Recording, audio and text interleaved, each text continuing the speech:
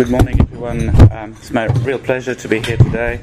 I think the last time I was at the EIF, I was speaking from the floor and ranting about the need for net neutrality. It's nice to be here to talk about something slightly different. Still the open internet, but from a slightly different angle.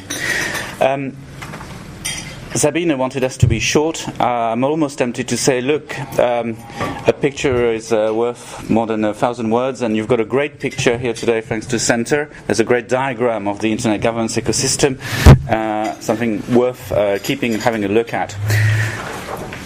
What we want to talk about today is the Internet governance ecosystem, and really focus not on what I would term Internet policies, but rather the part of the Internet which is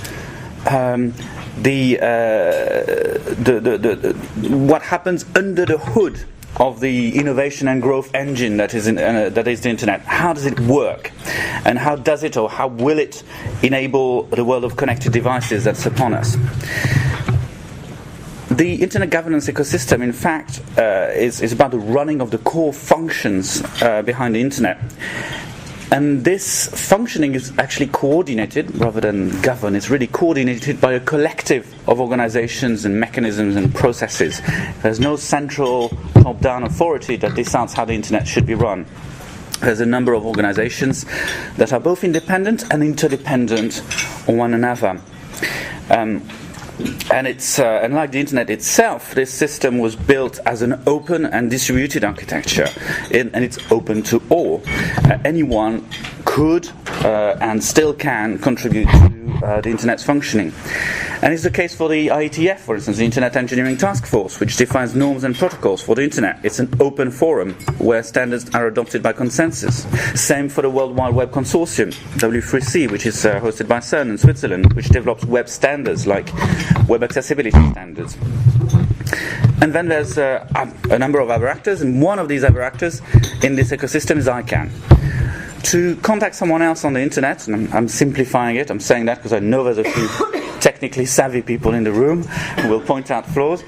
To simplify things, when you want to contact someone else on the Internet, you must type an address on your device, or either a name or a number. So for instance, it can be europower.eu, or it can be a number like 192.168.11, just as an example. And this address must be unique globally in order to find the right connected device anywhere else in the world.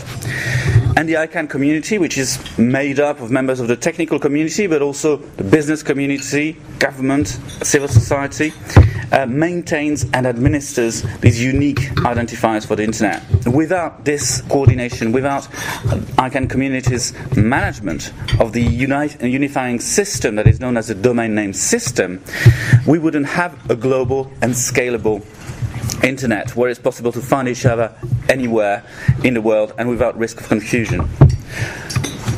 Another example, and I think is worth mentioning today, of the work we do is IPv6.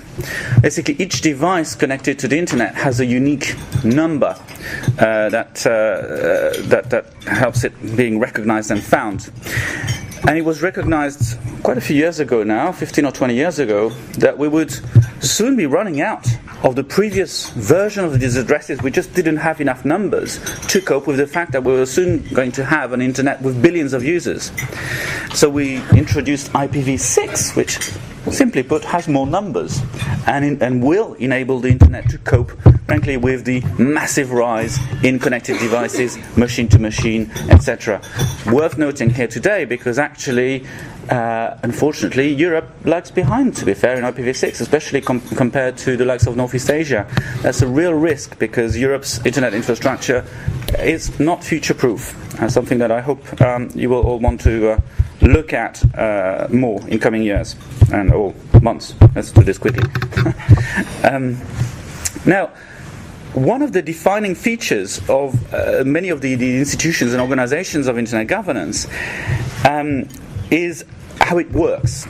And it works with an approach that some have called the Multi Stakeholder model. Earlier I referred to the fact that it's open, anyone can join. The point is that any stakeholder, any entity, any person that's got an interest, a stake in the functioning of the internet can actually take part in its functioning.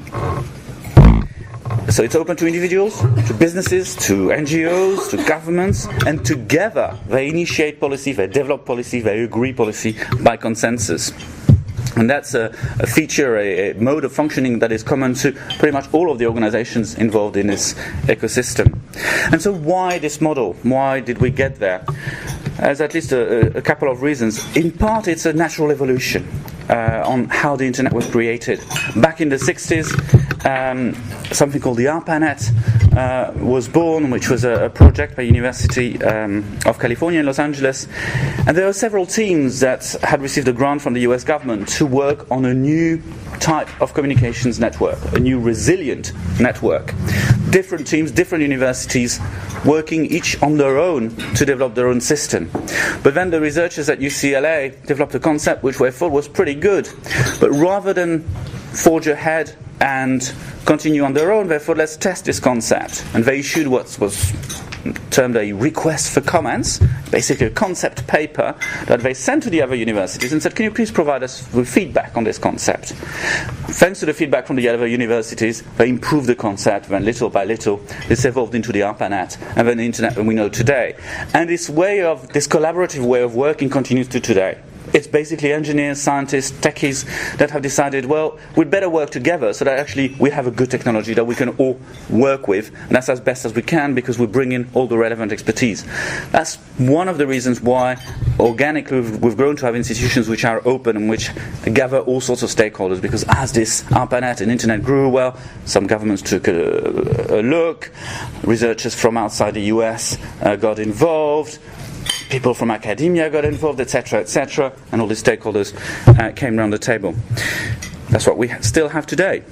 And another reason for why this multi-stakeholder is there and why it works is simply the reality of a medium, the internet, which by nature knows no borders, which is in constant evolution, in constant innovation, and which includes a whole variety of actors.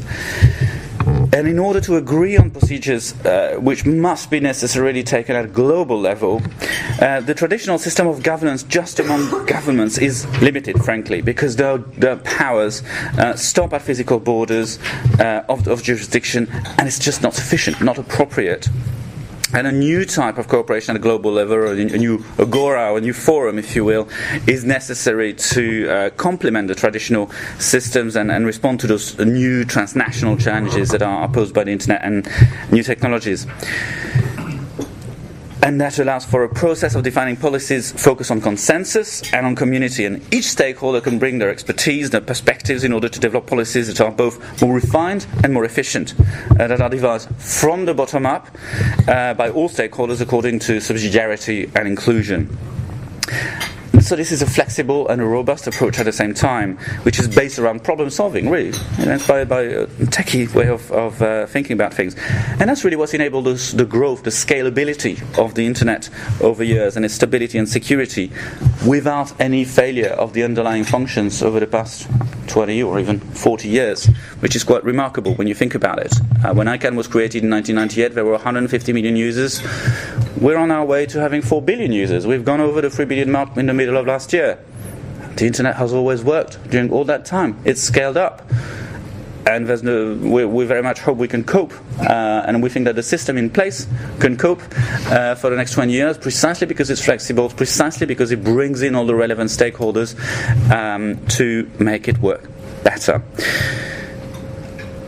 And so I think that as the internet scales up and gets into machine-to-machine and the extra billions of unique identifiers that will be needed for that, we're confident that we're in good shape to enable the next stage of the internet's evolution, working together. And I will pass on to my fellow community members to continue and give you more illustrations of what it's all about. Harold, I guess, if that's the right time for Harold.